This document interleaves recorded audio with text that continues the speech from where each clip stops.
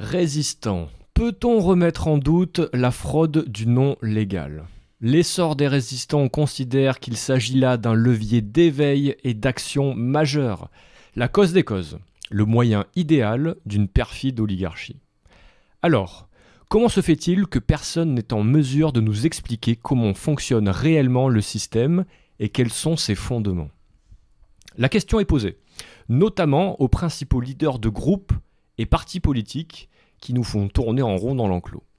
Soyez taquins et posez les questions qui vont bien. Nous sommes à présent nombreux à rendre ce dossier accessible et bientôt plus personne ne pourra échapper quant au fait d'avoir un avis sur la question. C'est à ce délicieux moment que les masques tombent et que les détracteurs avancent des arguments hasardeux pour tenter d'invalider la fraude du nom légal. Par exemple, que les juridictions sont différentes d'un pays à l'autre. Que les lois du commerce, Uniform Commercial Code, ne sont pas applicables partout. Que c'est dangereux comme un réacteur nucléaire, ou plus léger, qu'il s'agit simplement d'un fantasme de complotiste. Dans les faits, on se moque bien de tous ces arguments car ils sont complètement hors sujet. Il y a là comme une évidente méconnaissance du dossier, voire un leurre. Genre, circuler, y a rien à voir. De ce fait, il convient alors de connaître la position de ces détracteurs. Sont-ils d'honnêtes individus étant passés à côté d'évidence ? Ou sont-ils de malhonnêtes individus tentant de discréditer un sujet essentiel ? Discréditer, interdire, camoufler, c'est ce que l'oligarchie s'emploie à faire lorsque le sujet les dérange. Ils usent toujours des mêmes méthodes pour nous détourner de l'essentiel.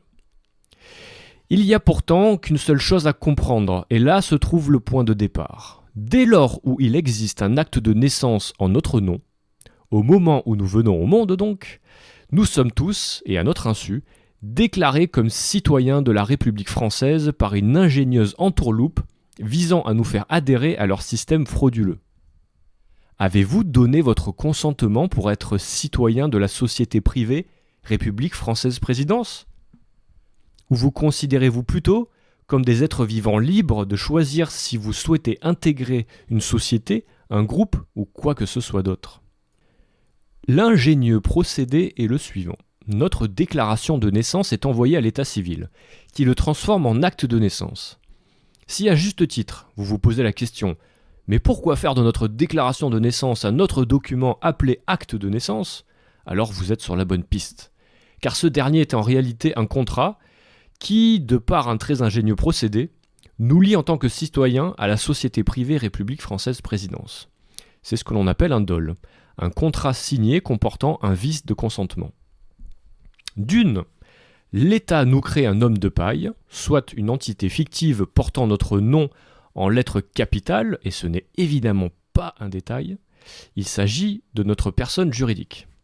De deux, l'État nous fait croire qu'il s'agit de nous, individus faits de chair et de sang. Il nous impose donc, par ce contrat, à endosser les responsabilités et les obligations de la République. Celles de la dette publique, des crimes et délits commis, des taxes, impôts, amendes, obligations diverses, etc. Représenter sa personne juridique équivaut à devenir titulaire de droits et d'obligations. Ne parle-t-on pas de la Déclaration universelle des droits de l'homme et du citoyen ? Pourquoi une distinction est-elle faite entre l'homme et le citoyen ? Son article 6 est plutôt évocateur. Chacun a le droit à la reconnaissance en tout lieu de sa personnalité juridique. Distinction est donc faite entre l'être vivant et l'homme de paille, la personne juridique fictive. Soit, vous n'êtes pas au bout de vos surprises. Lorsque l'on creuse le sujet, il convient de s'équiper comme des vidangeurs de fosses sceptiques. Ce n'est pas un hasard si nous qualifions cette fraude comme la principale, celle pouvant justifier et soutenir toutes les autres. Revenons un court instant sur le fait que la voie de la fraude du nom légal puisse être dangereuse. Certes, cela peut être le cas si les démarches ne sont pas réalisées de la bonne manière et non réalisées en conscience. Ceci dit, faisons un simple parallèle pour saisir toute l'absurdité de cette affirmation. Imaginons que nous soyons en guerre face à un ennemi plus puissant et mieux armé que nous, ce qui semble réellement être le cas d'ailleurs. Tels des Indiens avec des sarbacanes face à des soldats équipés de mitrailleuses. Que devraient faire ces Indiens s'ils mettaient la main sur un canon laser ? Dans cet instant critique pour la survie de leur population, songerait-il qu'il soit trop dangereux pour eux d'utiliser ce canon laser et rater une magnifique occasion de prendre le dessus sur cette guerre ? Soyons sérieux, une simple balance bénéfice-risque ainsi qu'une approche raisonnée se suffisent à elles-mêmes. Bref, pour ceux désirant approfondir ce sujet, tout est vulgarisé sur notre site internet résistant.fr. Maintenant que nous avons mis le nez sur cette information primordiale, qui devrait nous retourner les tripes et nous donner une envie de déverser notre amour inconditionnel sur cette clique de cafards qui entretient cette fraude depuis tant d'années, il convient de savoir ce que nous en faisons. Là où la plupart s'arrêtent au constat, pour uniquement s'en offusquer, l'essor des résistants préconise d'aller plus loin. Comprenez bien, nous avons tous été trompés à un niveau qui dépasse l'entendement. Nous le savons, car nous avons mis ensemble le doigt sur la terrible escroquerie des banksters. Nous devons donc, premièrement, la saisir, ainsi que toute la dimension de ce que sa compréhension peut nous apporter.